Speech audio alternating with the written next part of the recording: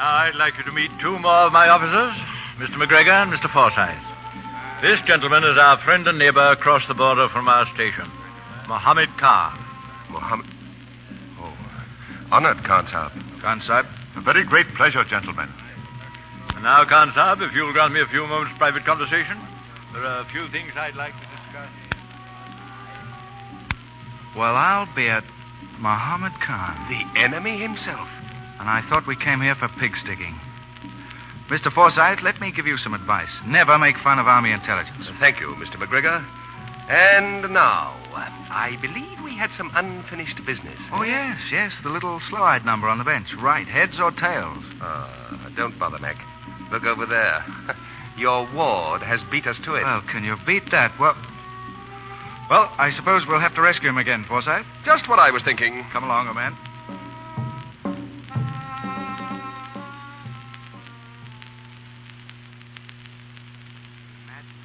When I saw you here, Miss Volenskaya. Tanya Volenskaya. Did I say it right? Oh, you have a wonderful Russian accent, Mr. Stone. Oh, there. I knew you were Russian. Oh. Hello, Casanova. Oh, hello. You were telling me, Miss Volenskaya, about the opera? I'm sorry, Mr. Stone, but Major Hamilton wants you. Very important. Now, look here, Mac. That's an order, Mr. Stone. Very well. Pardon me, Miss Volenskaya. I'll be back in a moment. Too bad you have to leave, Miss Volenskaya. Did I hear it right? Did we hear it right? Oh, yes. That is correct. No manners, this younger generation, Miss Volenskaya. Forgot the introductions. Now, this is Mr. McGregor, who is strongly imbued with the protective instinct. Oh, and this is Mr. Forsyth, who is a snake charmer. Oh, won't you sit down? Thanks. You said something of snake charming? Did I? Oh, I've much to talk about myself. Now, you take me. I'm from Canada, up in Alberta. A thoroughly dirty trick, Mac, and I won't keep still. You will keep still. These walls are like paper, and your voice carries all over the place. You made me walk right into a heavy discussion between the colonel and that Mohammed Khan chap with the Oxford accent. The old man was furious. Look, you two, please put out that lamp and go to sleep. I'll get even with you someday, Mac. You see if I don't. All right, then. If you want the truth, here it is. And this is the reason you've got to keep away from her. She's Mohammed Khan's. What? Yes, she came here with him. We found it out afterwards. She? I don't believe it. Oh, he doesn't believe it, Forsyth. Oh, go to sleep. Do we have to be up every night saving him from women? We've got to be up at dawn again for pig sticking.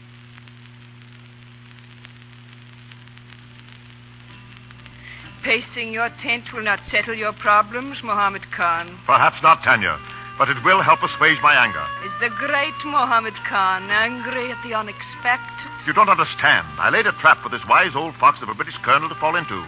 I wished him to attack the border while I remain peacefully here. His being here ruins my plans to seize the 2 million rounds of ammunition I pledged myself to furnish. You would like to have the old fox attack the border? What else have I been saying? Have you ever taken a cub from a tigress? Is this a time for riddles? What do you mean? The wise old fox has brought with him his cub. He paid you marked attention this evening. Yes, the cub likes me. Now, if that cub were captured, taken wherever you want the old one to follow... My dear Tanya, forgive me. I'm continually surprised to discover intelligence in a woman of such great beauty. Perhaps we have not lost yet, my Tanya. If you could send him a message secretly tonight. At once, Mohammed Khan.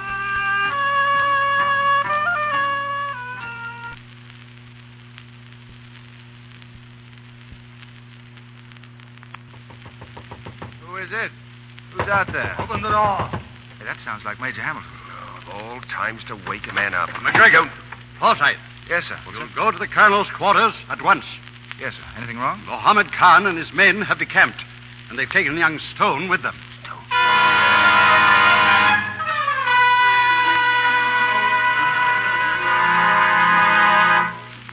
But, Colonel, if he's gone back to the border, we can be at Magala as soon as he can. This regiment can ride, sir. I'm quite aware my regiment can ride, but it's not going to ride. Mohammed Khan kidnapped my son to goad me into pursuing him, to draw the Lancers out of position. But he's mistaken his man. The regiment stays right here, obedient to the intelligence department. Then let me go, sir. I could take a small detachment. Thank you, Mr. McGregor, but I'll allow no officer to risk his life when another's own disobedience and folly caused his trouble. Colonel Stone, you've been on the border a long time, I know. But perhaps you've never heard what Mohammed Khan does to his prisoners. I've been on this border 20 years, Mr. McGregor. You're unnecessarily dramatic. Am I? I was just beginning to think I was wrong about you. But I wasn't. You're nothing but a ramrod. You'll sit here while they kill your son by inches. Please, Mr. McGregor. Pending charges of insubordination, consider yourself under arrest. Mr. Forsyth? Yes, sir. You'll be responsible for the prisoner. Yes, sir. Come along, McGregor. Colonel Stone, you... That will do. Yes, sir. Major Hamilton? Yes, Colonel. You'll see that everything goes on as usual. We must show no alarm. Yes, sir. It's strange, Major. But for the first time, I begin to realize I have a son. You may go to your quarters, Major.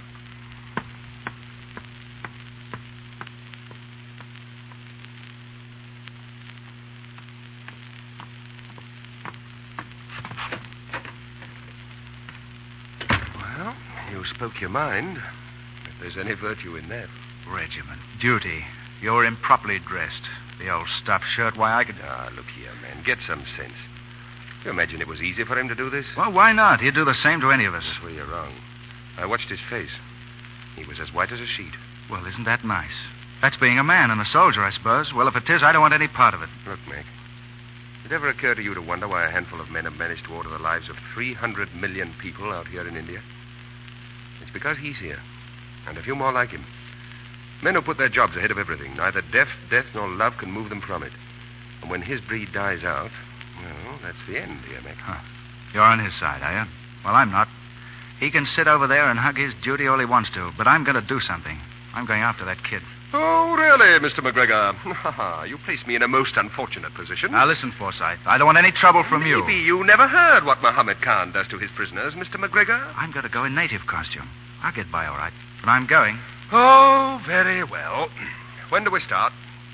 What do you mean, we? Well, you're my prisoner, you know. Can't let you out of my sight. We'll go after the kid. Oh, so I'm Mother McCree, huh? Well, I guess this makes you something, too. Come along, Mrs. Forsyth. Come along.